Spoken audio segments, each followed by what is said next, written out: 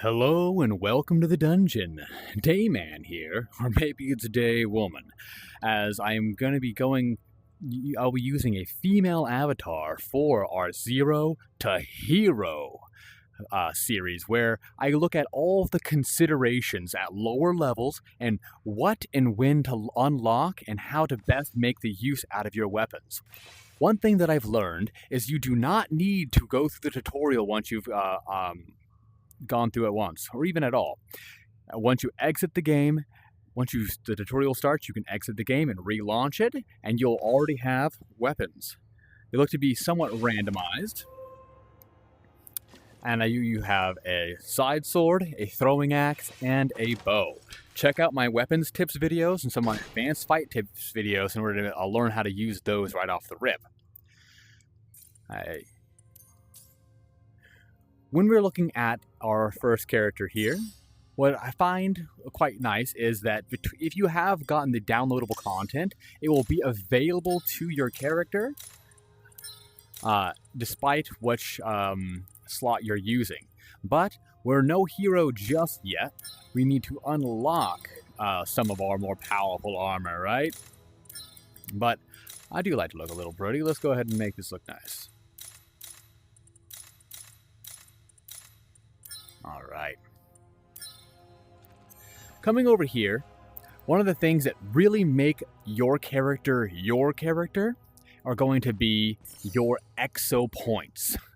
Now, they do not tell you what any of these points do initially, but I will be going over an exo point video discussing all of them. But first things first, we're going to discuss which of these you are going to unlock and in what order and why.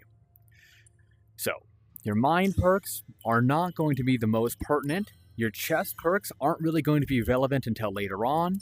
But your arms perks are what really define your build, as your arms perks are all based around the weapons that you use.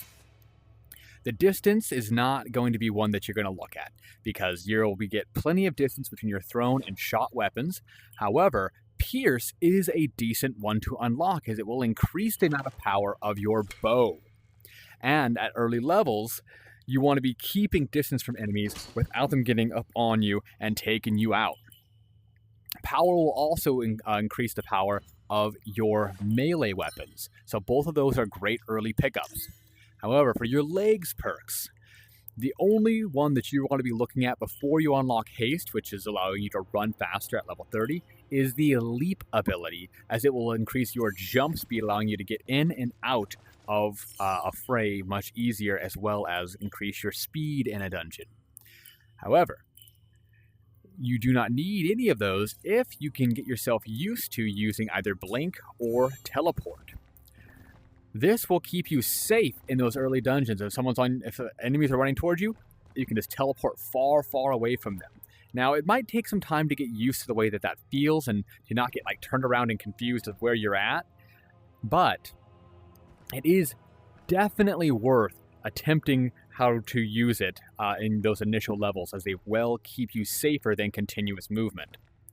Moving down here, we look at our armorer and our outfitter. Your outfitter is going to be a waste of your money early on, right?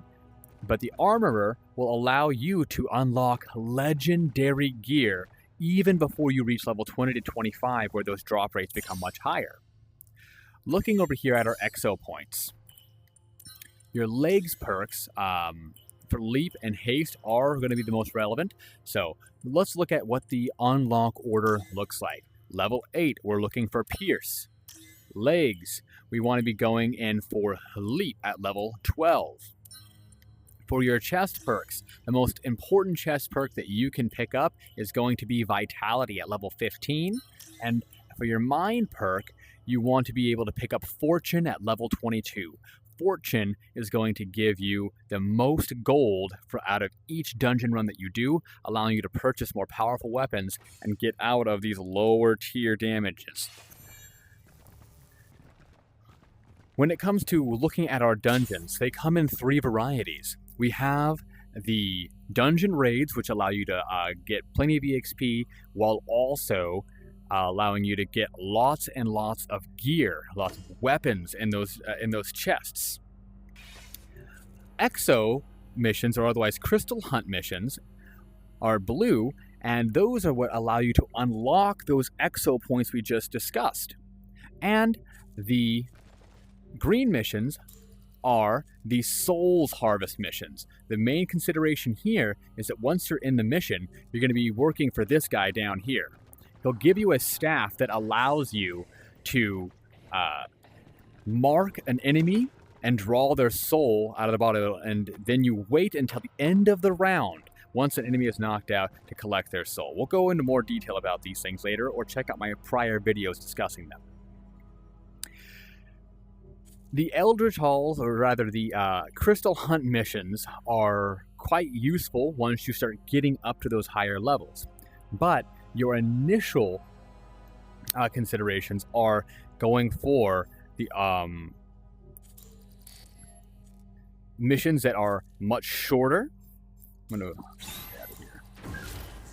If you find that you can't go through the biomes once again, deselect it by triggering it. Sandstorm is going to have lots and lots of bugs, so flying enemies, which might make it very difficult to get those shots before you get better weapons.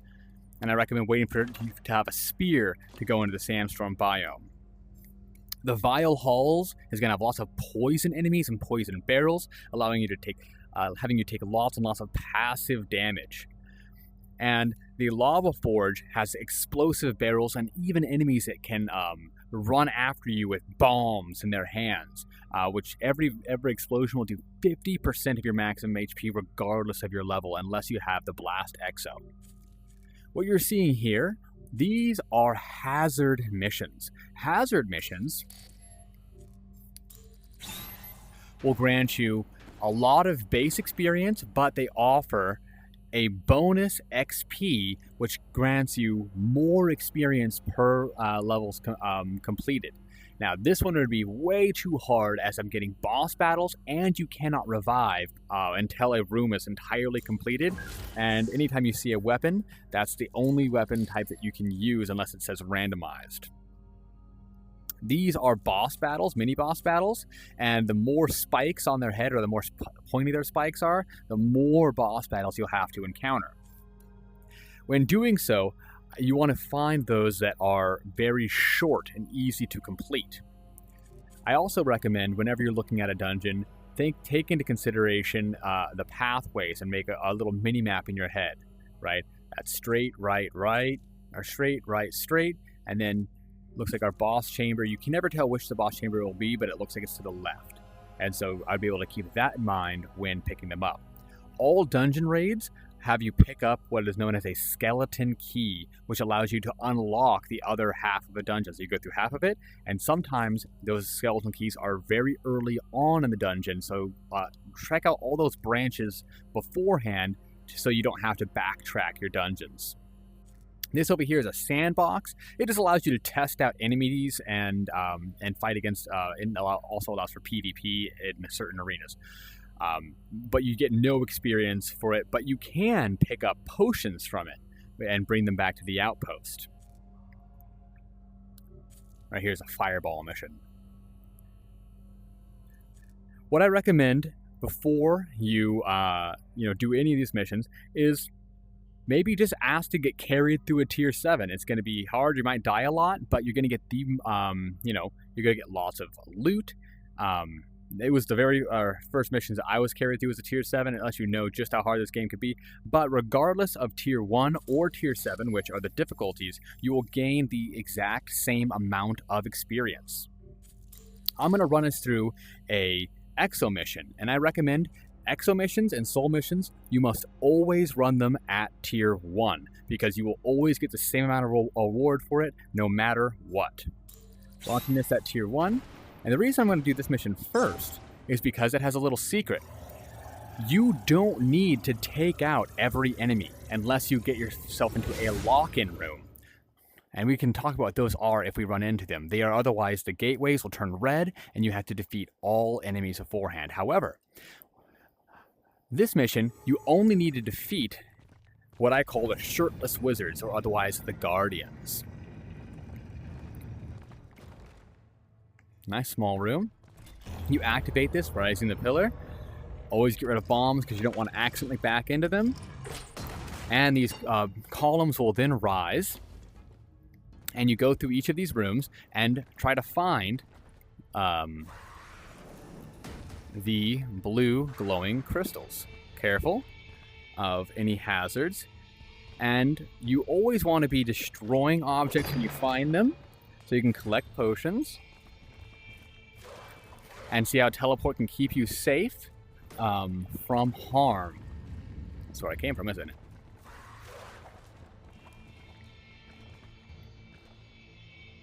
There it is.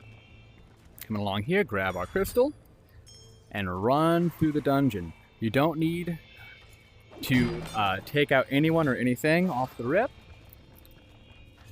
as only the shirtless wizards will be your targets.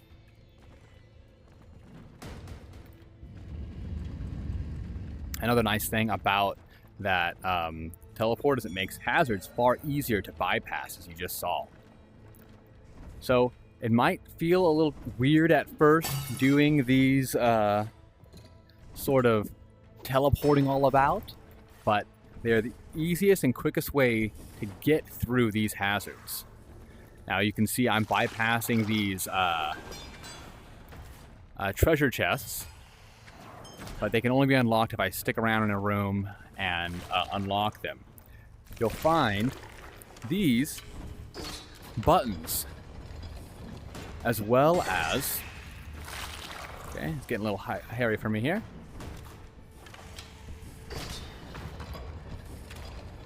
These will help to unlock the various things around the dungeon. Uh-oh.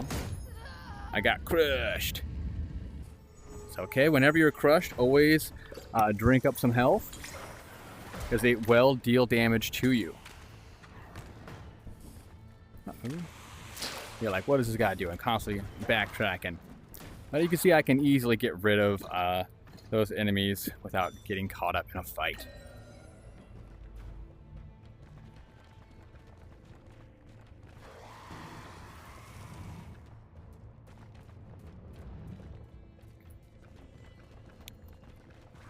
Remember, the only consideration I have are the blue crystals, as they are what are going to help me complete these missions quicker and get that desired experience.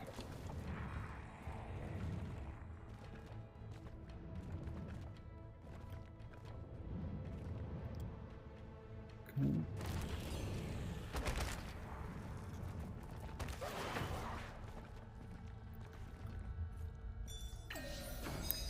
Go ahead and start up my exo mission. And you can see how teleport can become so useful to fly through these. I don't have to worry about... Now, you see this red guy? I can't hurt him while he's red. I have to enter the ethereal plane before I can cause him harm. Go ahead and disappear from the enemies. Get my health going here.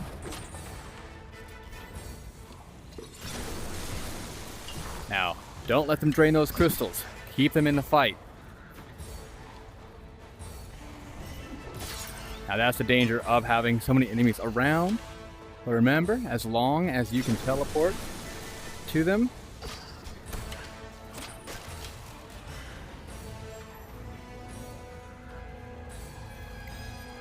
you can always hear them because they have that weird hissing sound they make. Go ahead and step on that blue crystal. If you're playing with people, always announce before you step on that blue crystal. And don't worry about the hordes. You can always get away from them. See that red?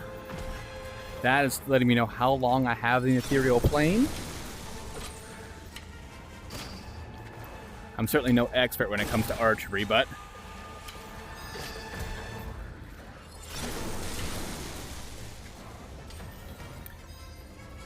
okay, got 2 crystals down. It's actually a good thing, not a bad thing. It sounds bad, I know. Now, you don't need to bring potions to your face, I just like to.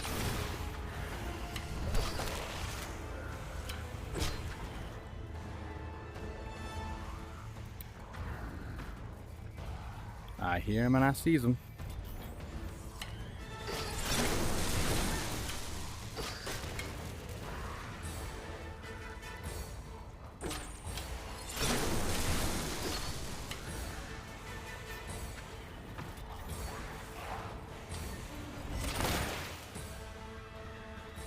All right.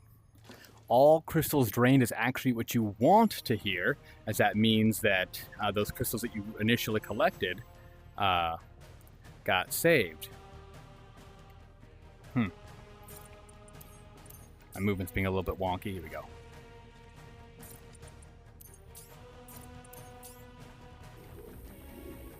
And just like that, without even having to go through a big old fight, you only have to deal with only like 4 or 5 enemies. And with that blink or teleport ability, allows you to bypass those hordes and fly through those missions much faster. Now, you will get more experience if you fight more enemies, and you will get more experience if you collect more treasure. But I wanted to quickly demonstrate how to do those exo missions quick and efficiently without having to worry about a bunch of fights. And that covers, now let's look at what that looks like. Now that I've completed that mission, I have exo points that I can spend now. I haven't yet unlocked any of them, but that is why you want to be doing some power leveling or speed leveling with more experienced players. Go into a dungeon and ask, hey, can we do some speed leveling or power leveling? Because that means that they'll be running it at tier 1, even if they're level 100 and something, right? Because they're going to get the same amount of experience and allow you to actually participate in those fights. And remember, some of those speed leveling tutorials will have you zip right to the end of a dungeon, not even worrying about the fights, helping you get that experience very quickly. All right, looking forward to showing you what speed leveling looks like. I have a few people I want to contact and as an Ace King VR. I'll be hitting him up tomorrow and posting those videos. Stay tuned for more Zero to Hero content about flying through our levels. Until next time, remember to disinfect your face mask and wash your face. Dayman out. Peace.